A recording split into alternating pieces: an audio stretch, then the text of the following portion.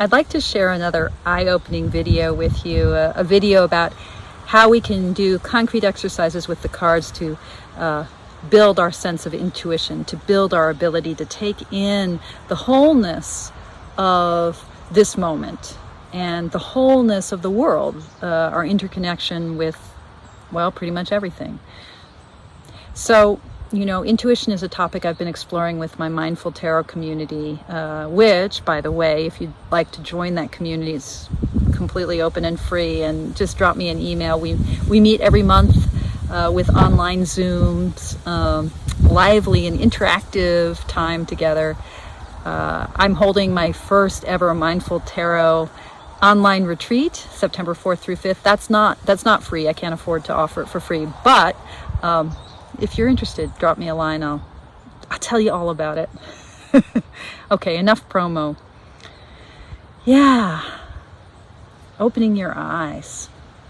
So, here's the thing. When I first started talking about Mindful Tarot, what I was really energized to do was to help people, including myself, to feel super empowered, right? Empowered to find the meaning, the richness, the abundance in each moment of life, in life just as it is, right here. So I was pushing back against the idea that you needed some special psychic ability or some special gift from beyond to make sense of the world, that you needed to be clairvoyant to get to the truth, that you needed to be some otherworldly mystic to find the answers. The answers, I wanted to shout from the rooftops, the answers are all here. They're all here and here. Nothing is hidden. And guess what? Nothing is broken. This moment, just as it is perfect. Now, that doesn't mean that life is all cupcakes and cherries, right? There's heartache. There's warfare, there's tumult, there's turmoil. There's all the things that there are. Right? But what exactly is missing? Anything? Is anything really missing when we settle into the present moment just as it is? What is lacking? So I wanted to bring forward that idea and to talk about the way in which the tarot can help us find this richness, this wholeness, this boundlessness of life, this abundance of heart, which, by the way, when we find it, actually means that we find our resilience for dealing with the heartaches and the turmoil and the crap of, things like climate change and pandemic and systemic oppression. The way we change the world is actually by accepting just exactly who and what we are right now. Change comes from that place, from that fulcrum of integrity and authenticity. And the cards can help us find our way there. Right? So as I started to teach what I understand about the cards and to build what I understand through teaching, right? One of my catchphrases was only connect. I'll put the link for the video about only connect below. Just connect all the dots, all the pieces, make sense, make meaning, make abundance, make joy, play, find the links, keep asking. And this too? What now? Right? More recently, as the world has gone kind of crazy with things like conspiracy theories and folks who are only connecting the dots that are telling them that, beneath pizza parlors, there's, a circle of pedophiles drinking the blood of babies. There are a lot of people out there who are saying, I'm seeking meaning. And this is not about politics. This is about some crazy searching for meaning that is leading a lot of people into a land where there are the good guys and there are the bad guys. So one of my catchphrases now is, don't project your shit, right? Yeah, only connect, make meaning, find meaning. Seek for the juice that lies in the stuff of life, right? Seek the good stuff. Make sense of it all, but don't project your shit. One of the ways I think about this in tarot is to say, read everything, but don't bully the cards into submission. Let the cards tell you how to read them. Be sure that the cards can contradict you. Be sure that you haven't nailed everything down so fully that the cards can't tell you, think again. Don't bully the cards. And don't project your shit, right? Hashtag, don't project your shit. So, my eye-opening exercise, this reading, this 2-card reading that I introduced in my last video, and a link to that is below, it's really simple. You pick a card, and you see how that card points you toward whatever is your center of gravity right now. You interpret the card as you know how to interpret it. And then you look for one detail, right? You're trying to push on your ability to pay attention to the card by seeking a detail that's going to kind of open you up toward a new possibility, toward an expansion of the margins of your known tarot universe. If it's a deck that you know really well, look for a detail that you've never noticed in that card before. And if it's a deck that you don't know well, choose the detail that really pokes you. Allow yourself to cast about to notice a bunch of details, and then find the one that pokes. As a way I've been thinking about that pokes you in the eye. All right? Okay, so let me give you an example here, of what I'm talking about, and how our ability to open our eyes, how we can also make sure that we're not projecting our shit. Okay, I have 3 rule of thumbs for doing that. That when we're interpreting a detail in a card, allowing ourselves to expand our sense of meaning, 3 things. History counts. By which I mean, know some basic facts,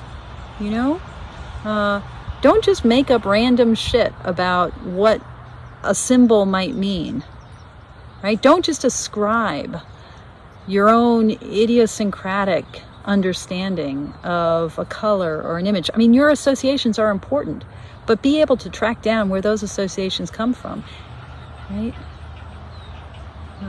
And in doing so, rule number 3, which I'll get to in a second, also applies. Rule number 3 is allow the cards to contradict you.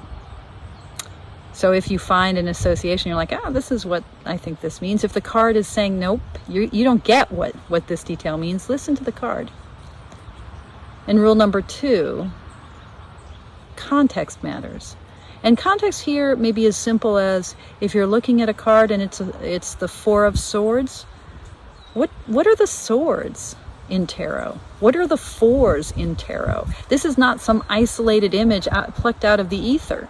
This is a card in a deck of 78 cards. And there is a system here. There is an order. There is sequence. There is an integration of parts. Context matters. Okay, so let's put this into action. I picked this card yesterday, talked about it in my Facebook group, the 4 of Swords.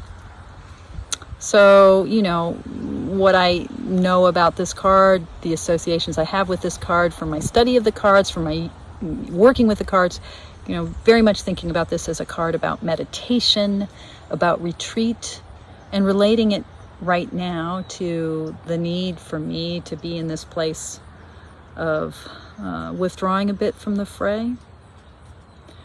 Thinking about how hard it is to withdraw, how hard it is to give myself a sense of space and quiet. I'm taking the day off from work today precisely to do that. But I've been kind of flopping about all day, thinking, well, what's important? How should I use this time? How do I get every little bit of oomph out of my day? And in doing that and flopping around like that, it's been really hard to give myself the spaciousness I crave. And that's one way of understanding what it is to be at ease and at rest with four swords dangling over you. How hard it is to really disconnect and give ourselves the rest, the time to recuperate that the heart and mind so desperately crave. Okay, so that was just my sense of the card, right? My general sense of the card, allowing it to tell me about this moment in my life. And then I looked for the detail. And the detail that I noticed was the face of the upright figure in the stained glass window. And I thought, oh, that is the face of compassion. Now, history, context. How is that the face of compassion? Why would I even think about that? Why does compassion come up? Is this just me randomly projecting my shit? Like, oh, I'll just have the card mean whatever I want it to mean. Not that there's anything wrong with our associations with color, with shape, with image, that's part of what it is to read. But allow the card to contradict you. Rule number 3, right? Allow the card to contradict you. Allow the card to tell you how to read it.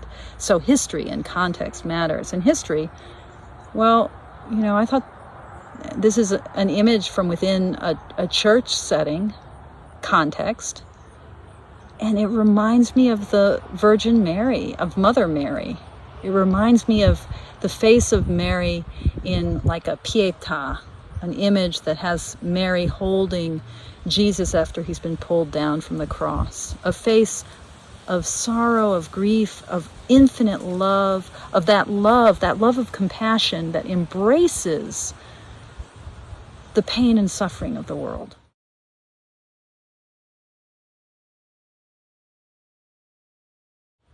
That side of the Marian archetype, that side of the archetype of compassion. Now, I have an image in my head of the Pietà, of Mary in that pose. And that image in my head comes from having seen works of art. I mean, I'm no great art historian, but I've seen a little bit. And so I can kind of test and refine that sense. And I did actually by looking at Pietà. I mean, it's so easy with the internet, by the way. I don't know if you can hear it. This is a friend of ours. Let's see if I can show it. Created this beautiful meditation bell, sort of steampunky. Anyway, I love it. So I looked at images of the Pietà, and here's one that I found to give you a sense of how that tilt of her head, right? Why I was thinking that this image, hold on, we're getting a little halo light here. I don't need that. I mean, I may need grace, but I don't actually get a halo. Yeah. So it was coming from somewhere. It was coming from history. It was coming from context. The context of this being a kind of image from a church, I can explain why compassion came to mind. And this is from the suit of swords, so much about what it is to carve out our lives in our search for purpose, for meaning, for understanding. So this card was asking me to drop down into my heart. And finally, one of the best ways that we can open our eyes with this kind of reading, the second card I picked out was the Nine of Pentacles. So in the eye-opening reading, we get from the first card a kind of general sense of the moment, which we refine through looking at the detail. And the second card allows us then, and this is also about how we go beyond our own narrow projective self, trying to bully the cards into saying what we want them to say, to opening ourselves up to meaning in its fullness and its abundance and its presence right here and now in our lives. How do we do that? The second card in this eye-opening reading is the card that allows us to turn this reading into an open-ended question. So I picked the Nine of Pentacles yesterday, card about being the mistress or master of our own garden, of our own space for retreat, our own inner sanctum. And, you know, the falcon in this image is hooded. You know, this is a noble lady. She's able to do things like, you know, the sport of falconry. I've always been really troubled by that hooded falcon, because it's like, okay, we can create this beautiful garden, but only by shutting things out. And this card, for me, opens the possibility, along with the Four of Swords, of creating a space of compassion. But let's now open up this reading through using this card to help us pose a question. And the question for me is something like, how do I give myself to the garden of this life? How do I give myself to the space of compassion? How do I trust this compassion around me? I'm not even sure what the best form of that question is, but that's part of the point here. My reading is opening something up, not shutting something down. In fact, it's opening up my heart. So, the eye-opening reading, the heart-opening reading. Don't project your shit, but do open your eyes and your heart. Okay, thanks everyone for your practice. Take care.